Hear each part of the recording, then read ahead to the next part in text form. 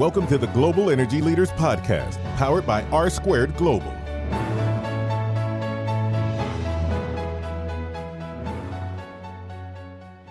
Welcome to episode 7 of the Global Energy Leaders Podcast. I'm your host, Ryan Ray. Exciting show today. We go to China and we talk to Ulf Richter, Dr. Ulf Richter, I should say, from Taunji University. Had a great discussion about energy transition in China and what's going on there. Anytime there's big energy talk in the news, China is somehow related, and Dr. Richter was a spectacular guest to help us answer some of these questions that we may have here in the West and some of the misconceptions and kind of work through some of that with us. And so it was a great conversation. Before we get to the conversation, a couple things I wanted to remind you of. First, I will be in Northern California, the Sacramento area, the week of January the 16th. So if you're in Northern California, in the Sacramento area, shoot me an email, globalenergyleaders@gmail.com, or reach me at Twitter @RyanRaySenior. I'd love to grab a cup of coffee with you while I'm up there. Also, next week is our giveaway. You have to rate and review the show on iTunes. That's all you've got to do. Rate and review the show on iTunes. Last week we're in South Africa. This week, China. Next week, we're bringing on a professor to talk about global oil and gas. And so we've been going the global theme. We're going to give away a book for those who have rated and reviewed the show. So please take just a few seconds and do that for me. I would really, really appreciate it. And you could win a book. And the book it's one of the best books out there on the global oil and gas business. And so one final note before I tell you more about Dr. Richter, we hope you had a great Christmas and a spectacular New Year. And in 2016 has been a rough year for those of us in the oil and gas field. And so we hope that 2017 brings you more prosperity than 2016 did, and hopefully some more stability in the oil markets. Now, today's guest, he is literally a rock star in the energy business, and this is how big of a name this is. You may not have heard of him. If you haven't, go look him up. His full bio will be in the show notes, along with a link to his LinkedIn profile and the university where he works. Just to kind of give you some perspective of who this guy is, a high-level government official in South Africa referred me to him several months ago, and me and Ulf have been talking back and forth. And so this guy really is connected in not only China, but Africa. Today, the focus was on China, but he is in the global energy business and really is one of the leading authorities on what's going on around the world. Just to give you a little bit about Dr. Richter, he's an associate professor of global business and strategy at Taunji University, which is based in Shanghai, China. He's received a doctorate in economic sciences. He's got an MBA, and he's a visiting scholar with the Social Innovation Center at INSEAD. He's the membership secretary at AIB Sub-Saharan Chapter and was previously a visiting fellow at Harvard University. Like I said, this guy is a rock star, and he really gave us some good information. Without further ado, here is my interview with Dr. Richter. Well, thank you so much for being on the show today. How's it going over in China, which is 4 p.m. your time, 2 a.m. my time? Is kind of a weird time zone difference here, but how is it going in the afternoon where you're at? Thank you very much, and it's my pleasure to be with you today. It's actually quite nice. We have a bit less pollution today. You may have heard there's quite a bit of problems in major cities. I'm based in Shanghai. I can see the sun is shining, and yes, it's a nice day. Well, so the first question I really want to get into to kind of set the stage for what we're going to talk about today with China is someone from Germany. What drew them to China, and what brought you into the country? So China today is, of course, not only a major producer, but also a major market. Many German firms have a major presence in the Chinese market, in particular Volkswagen, Daimler, Mercedes, and other firms. I've always been interested in, and also already when I was a student, I was encouraged to visit China. Today, China is the major market for many German firms, ahead of the United States.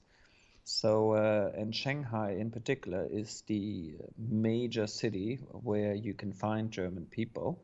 So we have a major presence here. The German Chamber of Commerce here in China, in Shanghai, is probably even more important than the American Chamber of Commerce. And so it's a very interesting place to be today. And also the Germans, let's put it this way, I had the German consul last year giving a speech in my lecture, and one thing that struck me that he said was that if you take the European-Chinese trade relationship, which is arguably the second most important after the European US-American trade relationship,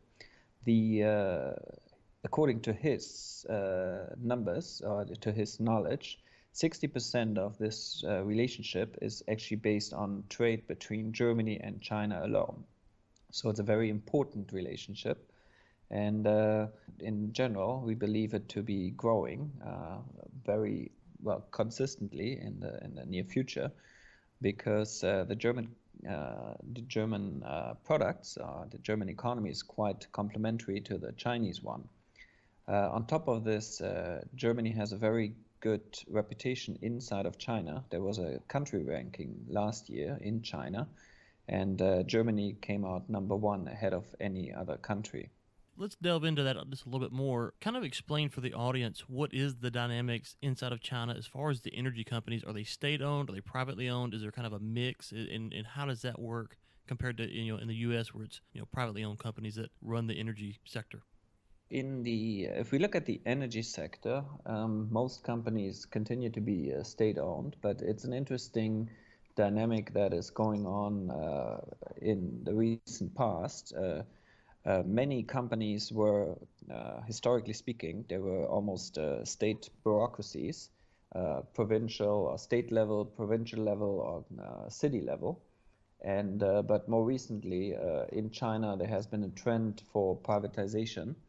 But it's not a privatization as we know it in the West. A city may sell its company, its electricity company, power company. It is more a partial privatization or liberalization of the market, and that includes the power sector, includes the energy sector, where the government here in China and on different levels is, let's say, experimenting with private economy. So many companies today, they may, and as is pretty much true for across the economy, they are partially state-owned and they're partially privately run. They very often still have a lot of bureaucratic structures from their historical state bureaucracy, but they've become very aggressive in their internationalization, in their also acquisition overseas, and in their venturing out, as we call it here. And so it's a transition period, and we do not know, and I don't think the Chinese themselves know how much they will transition in the end. But the argument is that China continues to be a emerging market that is changing very fast, where you find many sectors are experimenting with different forms of governance, of ownership structures, and of ways how to control and regulate businesses or industries. And the energy sector is one of the primary sectors where you can find that. I was talking to someone from South Africa the other day, and one of the things they mentioned was that in South Africa they have privately owned energy companies, and then the government obviously is in charge of the environmental agency. And so as China goes through this energy transition, how are they balancing when the state owns the power company and the state owns the environmental company? How are those conflicts being resolved? That's a very good question. Some friends of mine, they actually own an environmental company. They offer, so traditionally they would run a water treatment plant, and now they're expanding into other areas of treatment. And what's interesting about this company or this sector is it's not the energy sector per se, but what I found very interesting is that they obviously can only get contracts by having extremely good relationships with the local government. At the same time, the local government does want to give contracts to private companies in order to encourage, or they do believe in many cases they may be better run and may also be able to use better technologies. And on the other side, you do continue to see that, of course, the big players, they have much more resources. They have easier access to financing, both from government, but also private banks or semi-private banks. So they're in a very interesting competition now. And I think the government itself is kind of observing how the private sector competes with the government sector. Now, what one can see, and which is a big discussion in China, is that, and you may have heard that there's a big fight against corruption at the moment. And the typical argument is that in government-owned, state-run companies, they often they find more cases for corruption, often also because the incentive structures are different, because it's very hard to pay high salaries and to motivate people in these companies. So they have all kinds of motivations to find other ways to make money. While in private companies, they are more Western style. Well, they have structures more like us, as we know it in the US or in Europe, where they can also motivate people through models that allow them not to enter into these kind of logics. On top of that, one thing that one needs to know in order to understand China is that almost every institution, and particular state-run institution, that includes companies, universities, etc., they have parallel structures. So they have structures based on the party system. So they have a party secretary that will control that the decision-making process is aligned with the political objectives of the country or the region, the city, etc. And that's most of the time not necessarily a problem, but it does create sometimes some side effects, because you obviously have to make these people happy, and that can mean different things in different situations. Yes. One of the things we're seeing globally over the past few years is the dynamics in energy have shifted drastically. With the oil glut we're currently looking at, you see that OPEC has kind of gotten itself into a little bit of a quandary, and I think there's a lot of predictions out there that are pretty accurate that we're seeing probably the early stages of the demise of OPEC. The U.S. has struggled to kind of rebound from this oil glut. How is that affecting China with all these transitions that are going and the low crude oil prices? Yeah, that's a very good question. First of all, one comment on the general situation here. China has been liberalizing the energy market to a certain extent. So a lot of companies have received licenses to, for instance, import crude oil, to import gas, which previously was basically controlled by 3 to 4 major, very large and well-known companies, including Sinopec, CNPC, CNOOC, Sinochem. So China is experimenting also in the energy sector with liberalization. And now coming to your question, why is this important? Because one argument is that when looking at the oversupply, one of the reasons why we're not at $30 a barrel, but at around 50 at the moment, is because China has been buying huge amounts of crude oil, in particular, in order to build up its strategic reserves from originally 30 days. And that was a decision made, I think, in 2008 or so. Would have to look that up. But the point is, they've been building large reservoirs and have been now, they're coming close to 90 days, which was the target, so to be equal to the United States. And previously, basically they've been buying all the oversupply across the globe. On the other hand, the state-owned companies, China itself does produce quite a bit of oil. They've been making huge losses because their calculations themselves have been based on a high oil price, much higher. So CNOOC, for instance, did post a loss of $7.5 billion, which is pretty massive, in its last corporate report. So it's different processes that are happening here in China at the same time.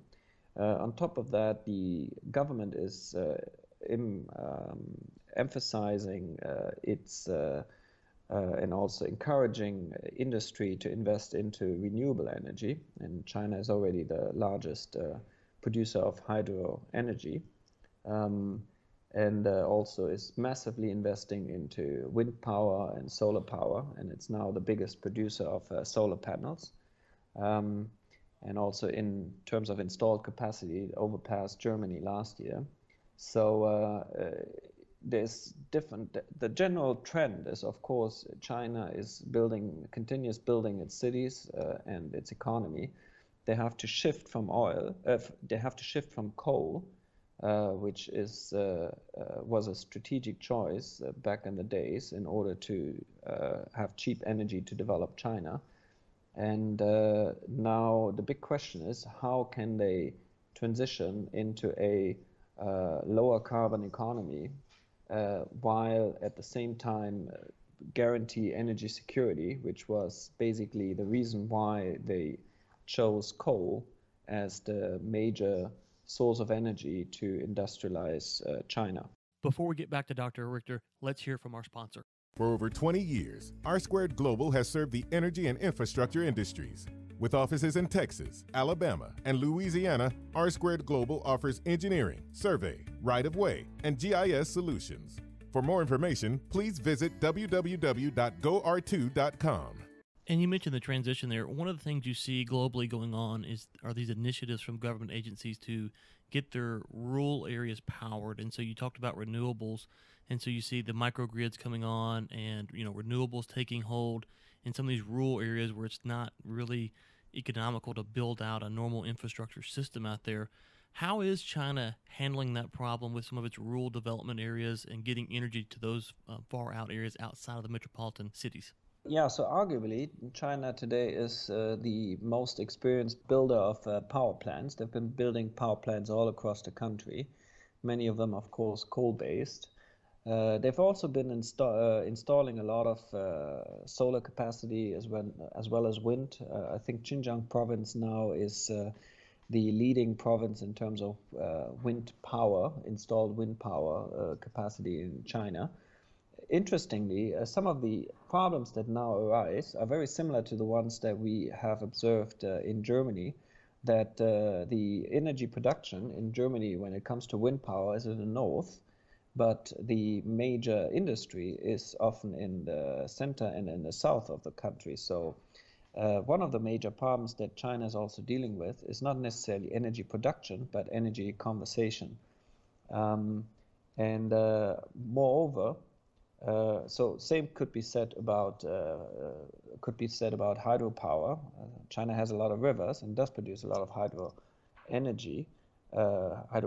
but the cities, of course, most of the population, 50% of the population is in the coastal cities. So there has to, and a lot more can be done in terms of energy conservation.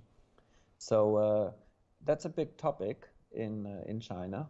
Now, for the rural areas, most of them have been emphasizing conventional energy in the past, but now the government is also thinking and experimenting with schemes, similar as in California, in Germany, and the UK, with different. And you see, Germany, China is also rather a regional.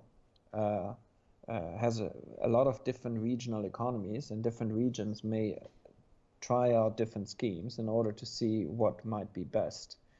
So while this is happening, of course, one thing that can be said, that in many parts of China, you still see a very underdeveloped region or area, given that the way how China has been developed was first some of the major cities had been built, like Shanghai and Beijing.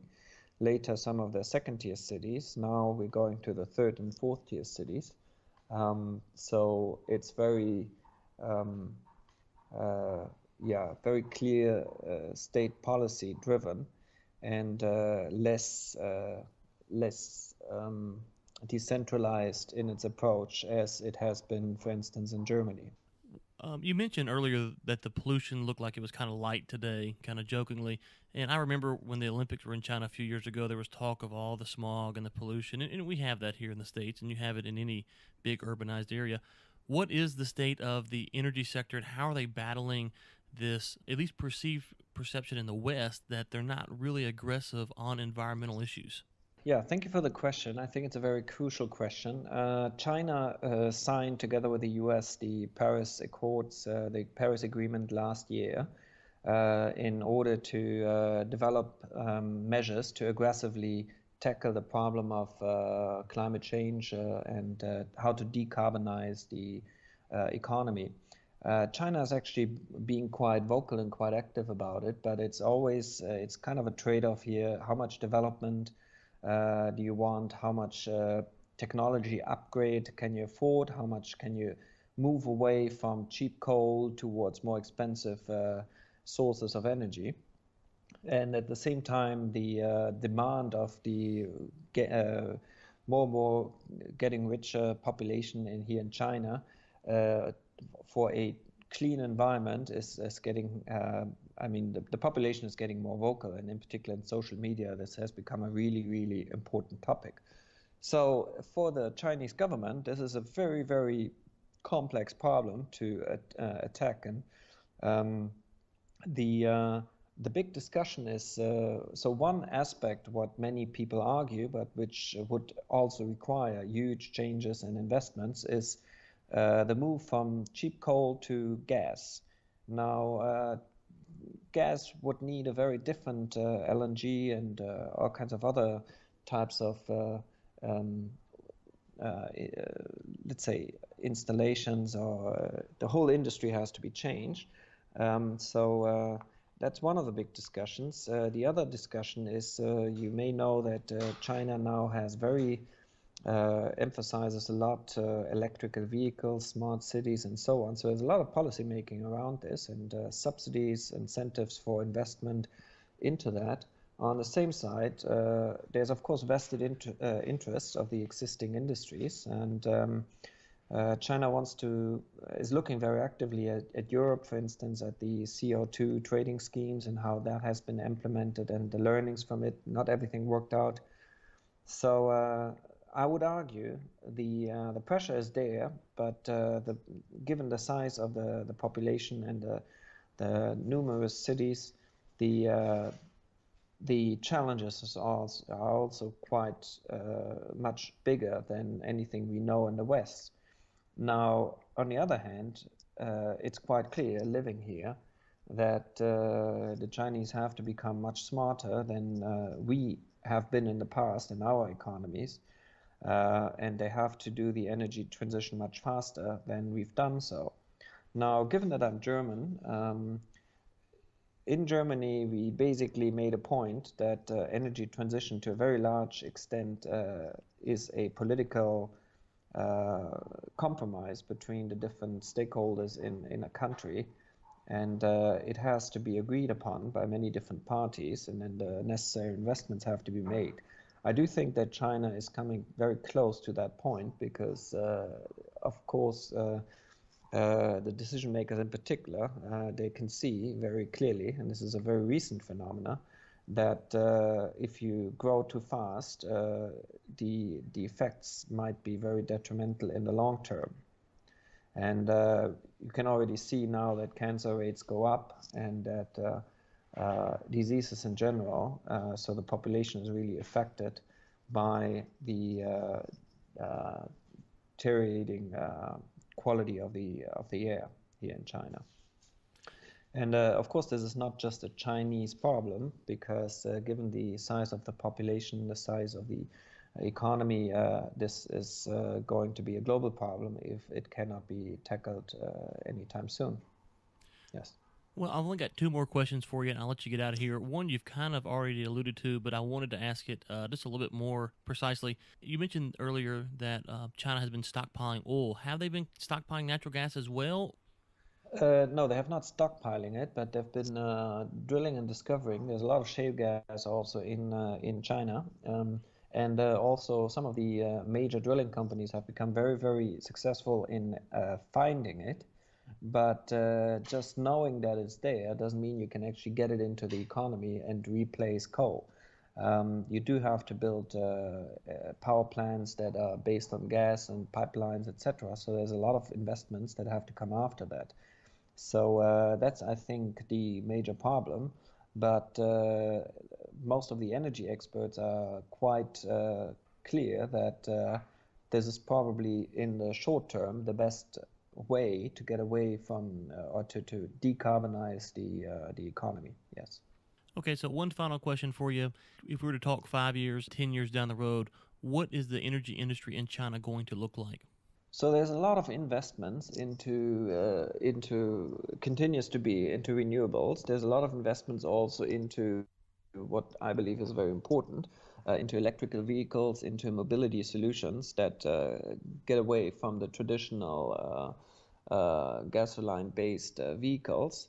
And on the other side, China has already been shutting down many of the heavy industries like coal plants and steel plants that have, not coal plants, steel plants, but and coal power plants that that have been the most polluting ones. There is also a requirement now that foreign companies, so pretty much everyone from Toyota to GM to Volkswagen and so on, that they have to very soon be 100% based on electrical vehicles. Now, that isn't yet the solution, because if the electrical power comes from coal, that really doesn't decarbonize that much, but the push into that direction is very clear. So I do very strongly believe that the Chinese government is pushing very hard towards that direction. However, there might be still a lot of vested interest of car companies that may not be able to invest into new technologies that may halt that kind of process. But I would argue, yeah, it's coming. It's coming very strongly. Yes. Thank you so much for coming on today. You're so well known in the industry, and it's an honor to talk to you. You're always you're always doing presentations and going to conferences, and obviously you have your teaching job. Is there anything that you want to plug or promote so that the audience can be aware of what you have going on or where to connect with you at? Yes, thank you for this opportunity. I do, first of all, I invite everyone to Shanghai. If you ever come to Shanghai, please come visit me here at Tongji University. I'm very happy to host you. Second, I do give speeches around the world. If they ever have an opportunity and meet me, please come up to me and let me know, and feel free to contact me. I'm very interested in innovative solutions from around the world that can be applied here and elsewhere. So feel free to contact me anytime. And thank you very much for this opportunity. Well, it was good speaking to you, and we hope to have you on again in the future to talk more about what's going on in China. So thank you again. Thank you very much. Awesome stuff there from Dr. Richter. Thanks again for coming on. We really appreciate it. We will link to his full bio and his LinkedIn profile along with Tongji University in the show notes. Again, I want to pump our drawing that's coming up next week. Rate and review in iTunes. That's all you got to do. I will be in Northern California in January. Please shoot me an email if you'd like to meet up and you're in the Sacramento area. globalenergyleaders@gmail.com. And one more time, no matter how good or bad 2016 was for you, we hope that 2017 is a more prosperous year and the energy market treats you well. Until next time, keep climbing. Thanks for listening to the Global Energy Leaders podcast, powered by R2 Global.